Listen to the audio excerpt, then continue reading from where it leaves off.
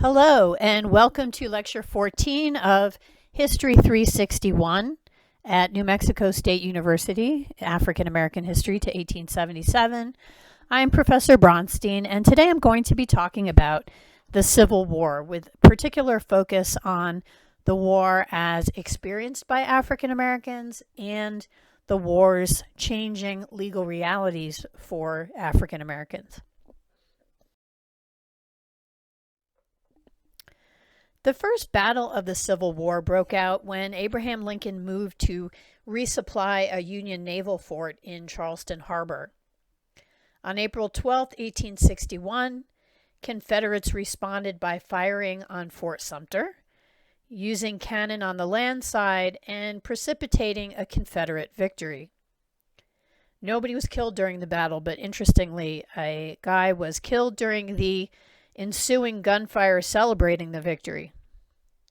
All right, so in response to the firing on Fort Sumter, the firing on a federal installation by the Confederate States of America, Lincoln announced the calling of 75,000 militia to put down the insurrection and also called for a blockade of the southern coastline. It's interesting to note that the militia were only called out for 90 days. The Union really thought that they were going to be able to dispense with this insurrection quickly.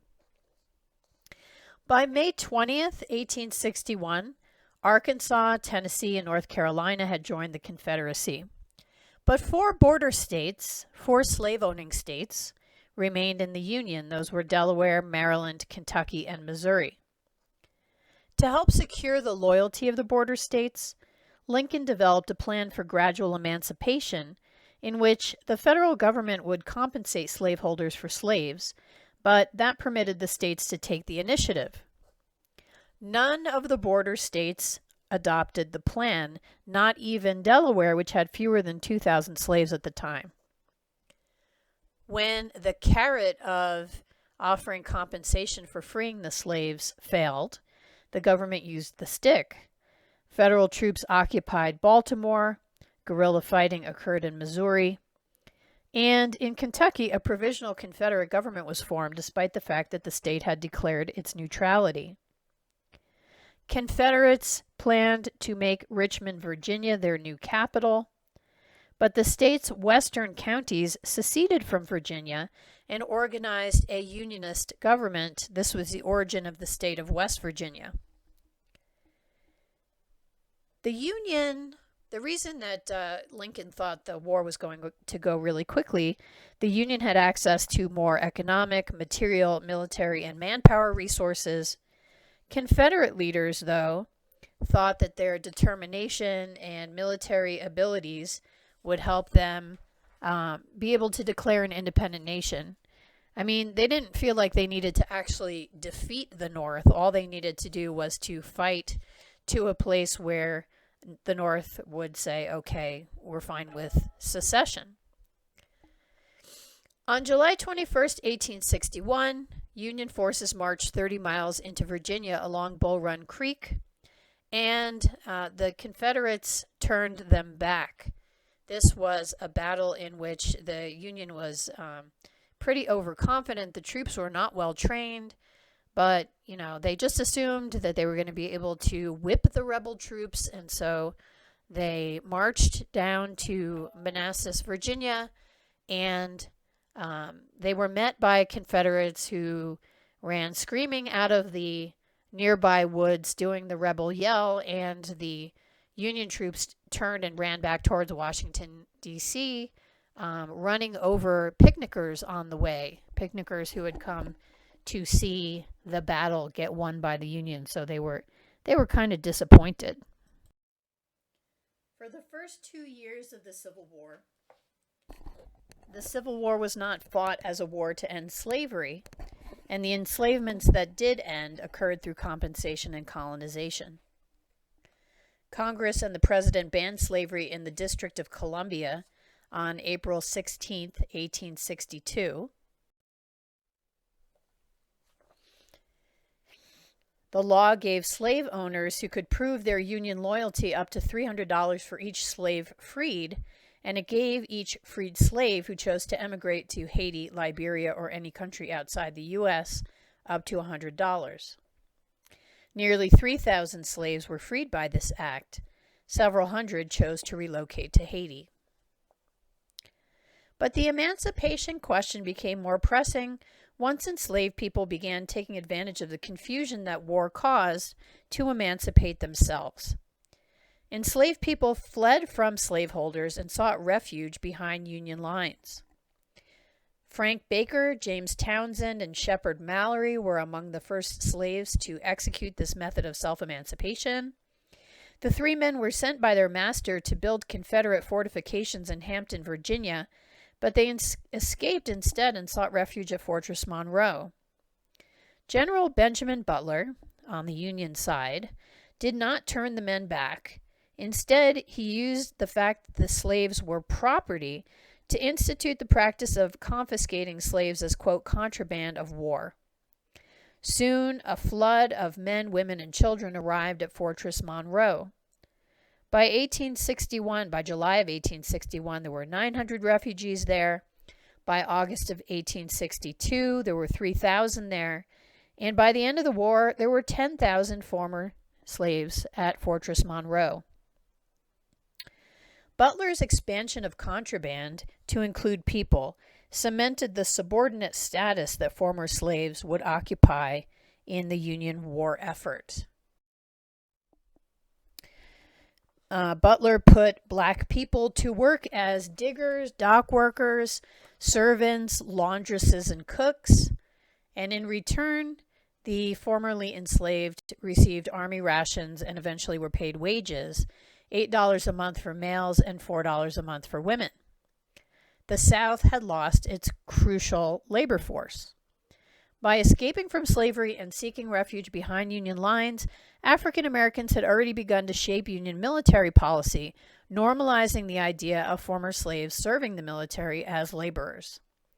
In March 1862, Congress passed an additional article of war that prohibited Union military officers from returning fugitives to slavery. All right, so part of what happens is people free themselves, aided by the designation of African Americans who fled slavery as contraband of war. Another thing that happened with regard to enslaved people early in the war, Union officers who recaptured coastal South Carolina in 1861 put 10,000 formerly enslaved people under their supervision on abandoned cotton plantations. The African American workers organized their own time and labor. They received wages and sold surplus crops.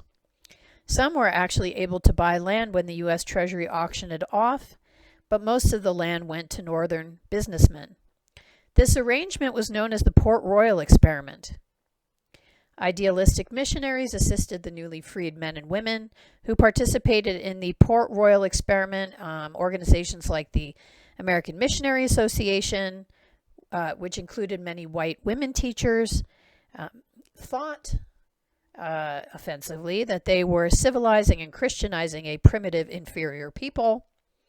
But no matter what kind of colonizationist attitudes they had, they did teach ex-slaves to read and write, to understand the Bible and Christian principles, and to master the responsibilities of freedom, such as they were.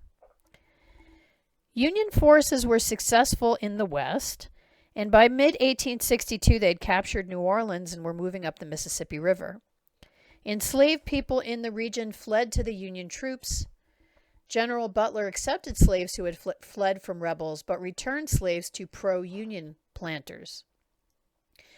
Now, this is kind of weird. Many of these pro-Union Southerners had just recently sworn loyalty to the Union, and the reason they did this is they were seeking protection for their enslaved property, because there was a difference in how enslaved people were treated in the parts of the country, the slaveholding parts, that were still loyal to the Union. Distinguishing between the groups of slaves was increasingly difficult. So Butler arranged for the slaves who were returned to plantations to be paid for their labor. So as I said here, there was a perverse incentive for slaveholders to declare themselves as loyal to the Union so that they could keep their slaves.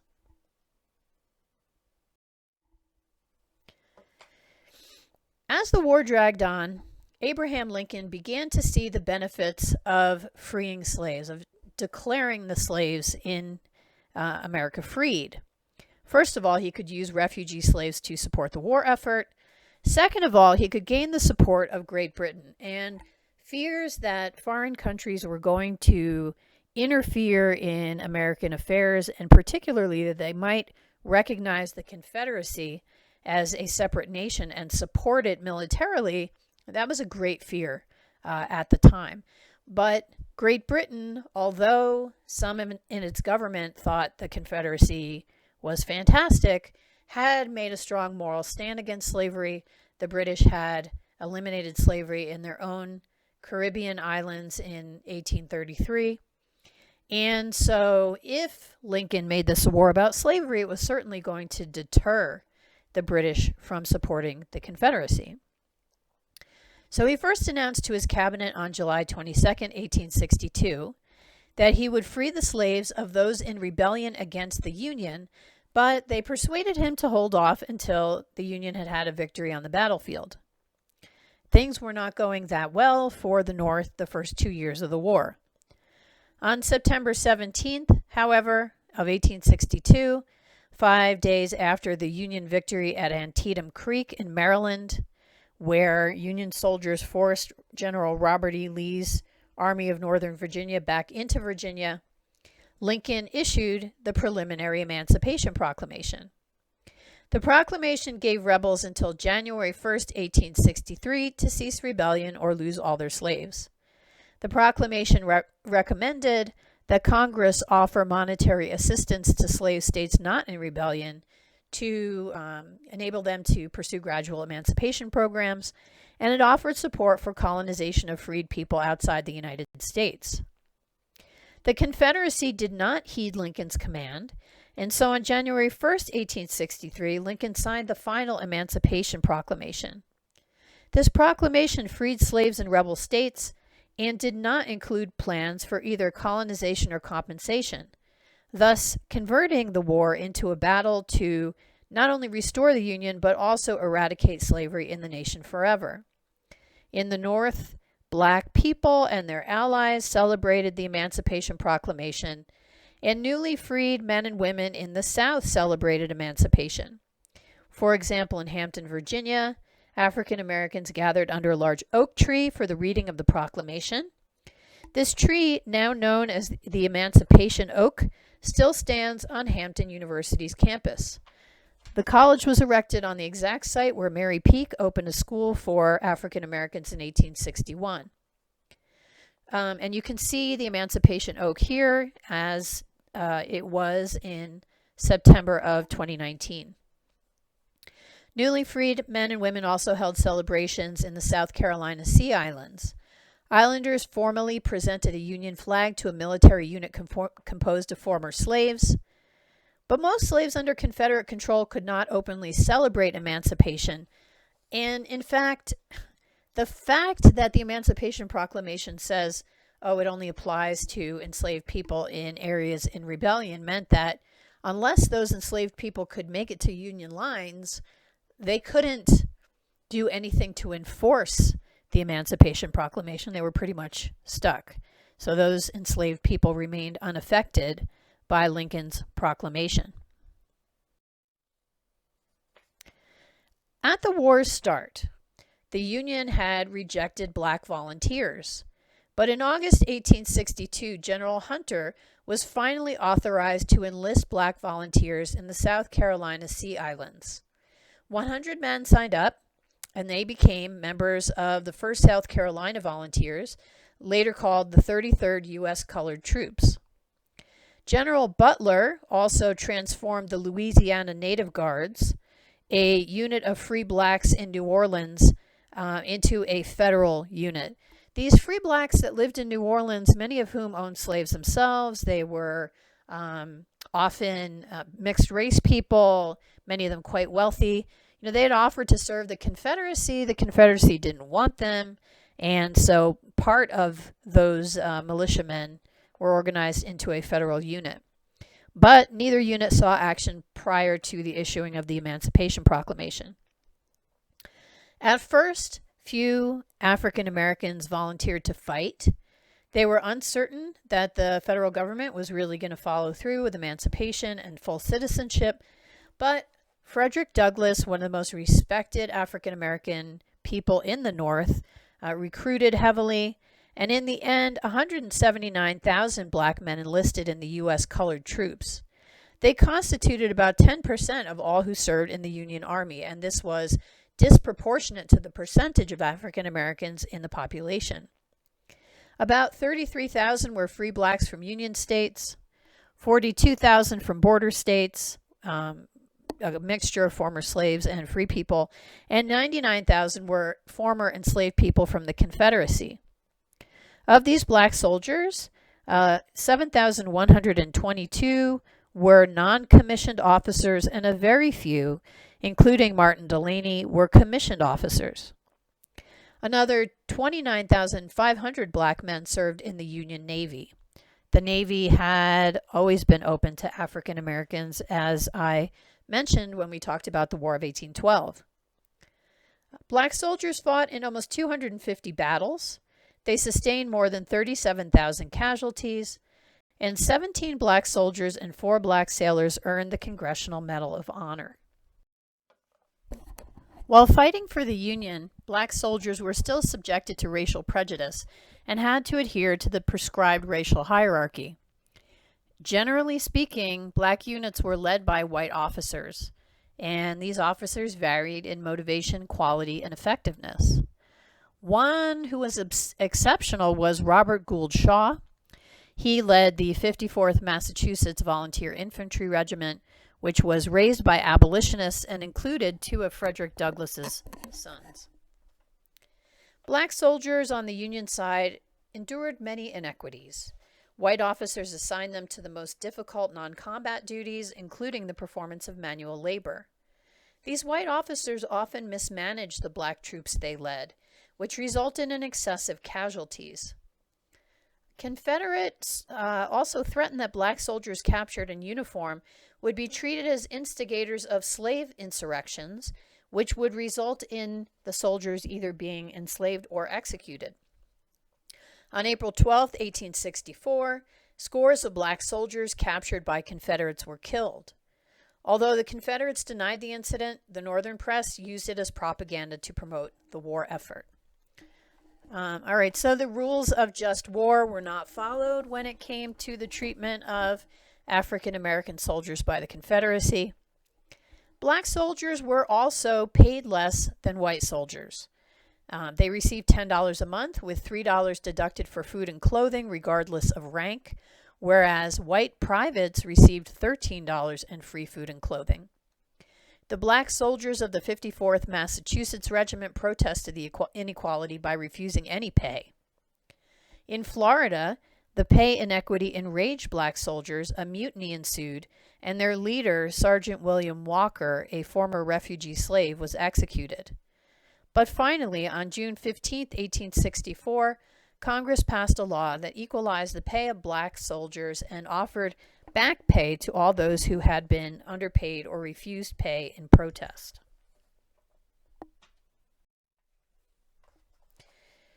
In terms of the kinds of fighting that African American soldiers did as part of the U.S. colored troops, the Louisiana Native Guards, now fighting for the Union as the African Brigade and then designated the 1st Louisiana, were the first black regiment to see battle.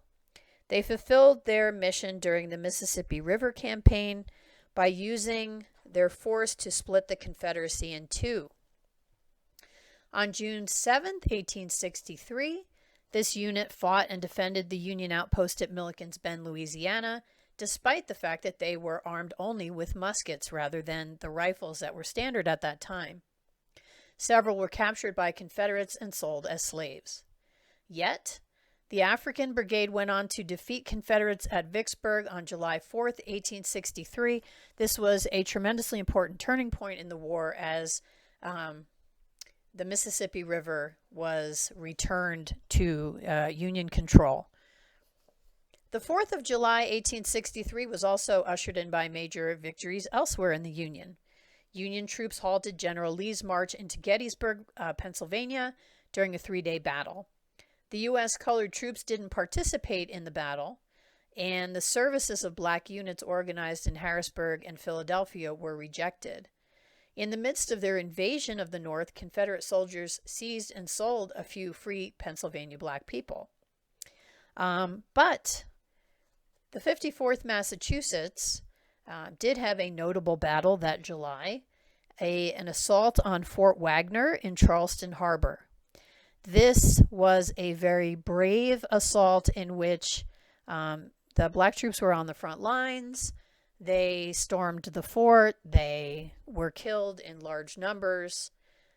Colonel Shaw died in the battle, and he was buried in a mass grave with his troops. And his parents said, leave him there. That is what he would have wanted, was to be buried with his men. Couple things about the 54th Massachusetts. There's a very nice statue or bas relief of the 54th Massachusetts facing the Boston State House. It's really very moving, and it's where the National Park Service has a reading every year on July 4th of Frederick Douglass's rousing speech, "What to a Slave is the 4th of July." So if you're ever in Boston, that's definitely worth going to see. Also, the story of the 54th Massachusetts Regiment was very capably captured in the movie Glory, which dates from 1989 and I'm sure is streaming somewhere. Denzel Washington and Morgan Freeman play two of the soldiers in that unit.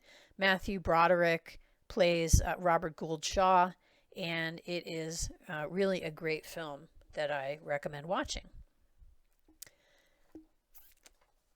On November 19th, 1863, Lincoln traveled to Gettysburg to dedicate a national cemetery honoring fallen soldiers buried there.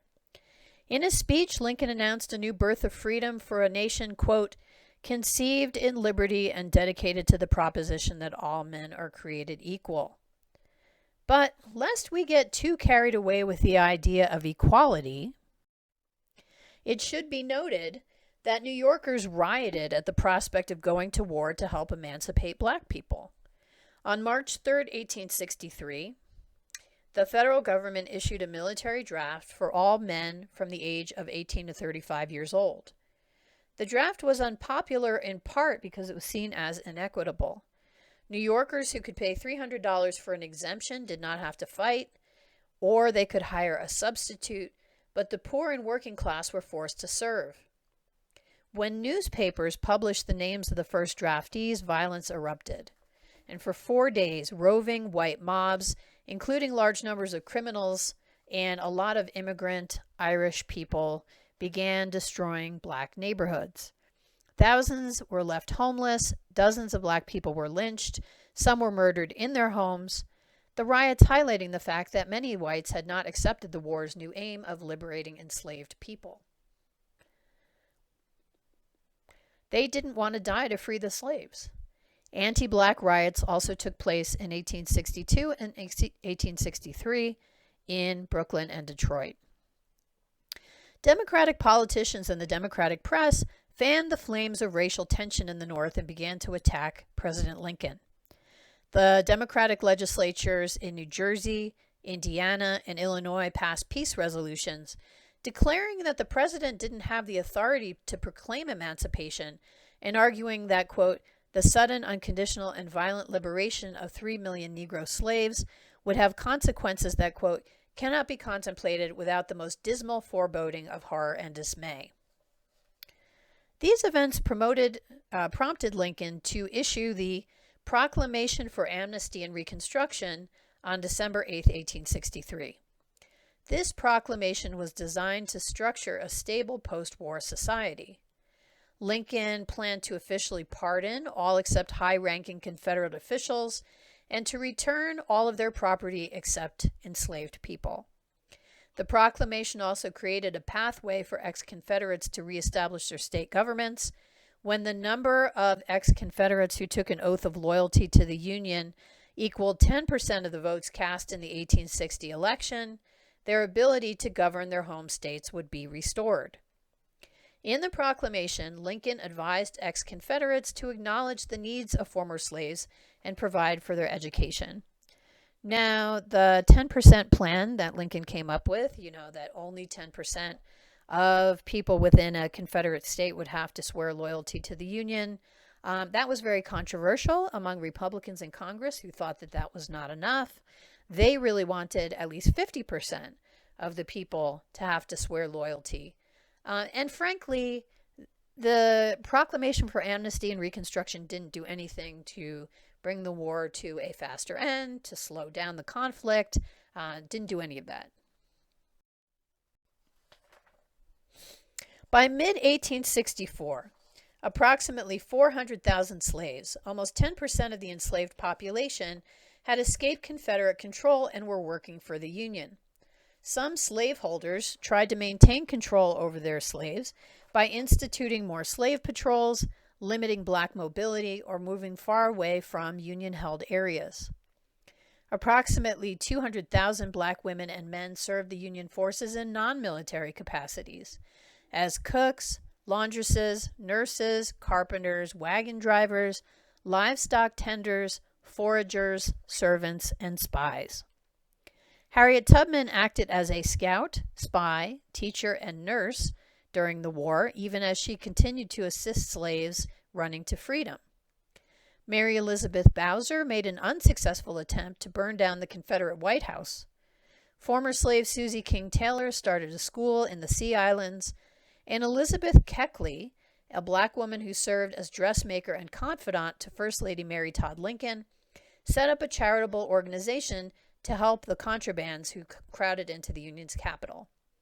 The Contraband Relief Association earned the support of many abolitionists, including Henry Highland Garnett, Sojourner Truth, and Frederick Douglass. The summer of 1864 saw growing opposition to Lincoln and to the war effort. By this point, the war had dragged on for 3 years, and some people in the North wanted to just, have a negotiated peace already. Former General John C. Fremont criticized Lincoln and ran against him in the presidential campaign, splitting the Republican Party before he finally withdrew his candidacy. Lincoln chose Democrat Andrew Johnson of Tennessee as his running mate to appease the border states. More of that in the next lecture. It was a terrible idea. Former Union General George McClellan ran as the Democratic nominee on a peace ticket. He wanted to negotiate a peace with the South. And Lincoln and Johnson won by only 400,000 votes out of 4 million cast, and then only because soldiers in the field were allowed to vote for the first time in American history. Under Lincoln, there were a couple of minor movements in the direction of economic justice for freed people. So, for example, General William Tecumseh Sherman issued Special Field Order 15 on January 16, 1865. This order granted confiscated lands along the coast of South Carolina, Georgia, and Florida to former slaves. 40 acres of land were given at a time, and later a few freed people received army mules for working the land. So people thought that they were going to get 40 acres and a mule. In March 1865, Congress established the Freedmen's Bureau to help transition African Americans from slavery to freedom. At first, the Bureau helped African Americans secure food, shelter, and clothing, but eventually its purview extended to settling disputes, enforcing labor contracts, building black schools, and establishing courts to protect black civil rights. In February 1865, Congress approved the 13th Amendment, which abolished slavery everywhere in the Union. The amendment was ratified on December 18, 1865, freeing slaves in Delaware and Kentucky. But then, on April 14, 1865, 5 days after General Robert E. Lee surrendered his troops at Appomattox Courthouse, Virginia, President Lincoln was shot and killed by assassin John Wilkes Booth. And the absence of a strong leader made national reconciliation way more difficult. As you will see in the final lecture, Lincoln's replacement by Andrew Johnson, an avowed white supremacist and the first president in our nation's history to be impeached, began a struggle for the future of American race relations. Alrighty, that's it. See you in the comments.